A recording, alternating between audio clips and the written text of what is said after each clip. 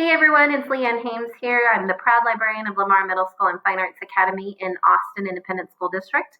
And today I wanted to book talk one of our titles that's available for any AISD student to read at any point in time. Right now I'm on the MackinVIA platform. The book that I'm going to talk to you about today is called All Good Children. So I'm just going to go and pull up All Good Children. We have one copy of it available through MackinVIA itself.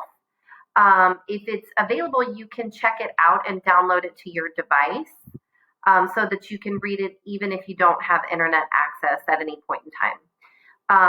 However, we also have it available through Teen Book Cloud, so that you are not beholden to waiting for somebody else to be done with the checkout. You can just start reading it at any point. So I'm going to open up that one in Teen Book Cloud, that copy of it. And it brings me to this page where it gives me a summary and some details about the book. It suggests it for 6th grade and up, and it gives you a Lexile level as well. If you are interested in the book but you don't have time to read it right now, you can add it to your favorites list by clicking on that. Otherwise, you can just click on Read Online and start reading it immediately on your device or on your computer. Okay, so All Good Children. It's by Catherine Austen, and here's what you need to know. It takes place in the future. It's a dystopian novel. Around the middle of the 21st century in a town called New Middletown. There has been some ecological and economic fallout in our country at this point in time. And New Middletown is basically run and owned by a pharmaceutical/chemical company called Chemrose. They have a huge infrastructure of nursing homes. Nursing homes have become big business at this point in time in the future. So everyone that lives and works in New Middletown works for Chemrose.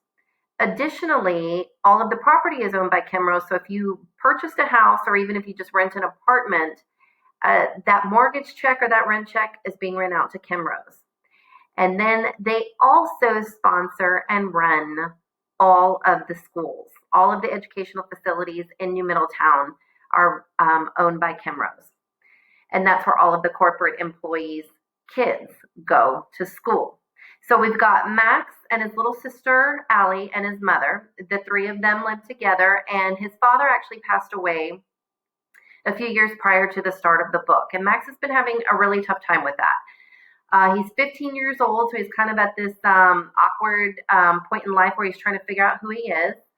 And the way that he kind of acts out about his frustrations over his father's death is he's a bit of a prankster. He's a jokester, and he does a lot of graffiti art in places where he really shouldn't be. He gets away with a lot more than he probably should because he's an A-plus student and a very gifted kid. So yeah, he manages to slide under the radar in a lot of ways. Now, he and his mom and his sister had to go out of town for about a week to go to his aunt's funeral. Now, this is towards the beginning of a new school year. So they leave and they go to the funeral, and whenever they come back, they start to notice something really weird with the other kids in his little sister's class. Kids that, would normally be running around and having fun and making noise and screaming and playing with each other are just kind of like very muted, almost robot-like, and they're not really sure why they're acting that way. They're really well behaved, but it's super disconcerting to be around them because they're almost zombie-like. And as time goes on, they start to notice more and more children beginning to act this way. And the story unfolds as Max begins to investigate what exactly is going on in New Middletown and if it's going to end up happening to his little sister or even to himself or other people that he knows.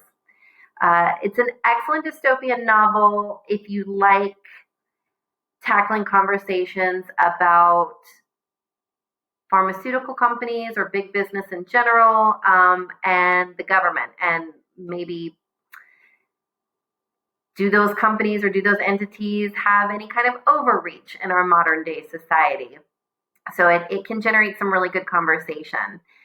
If you have any questions or if you want any other book suggestions, you can always email me at lianne.hames@austinisd.org. That's Lianne ham like Mary es at austinisd.org. I love recommending books. It's one of my favorite things to do as a librarian, so don't hesitate to reach out.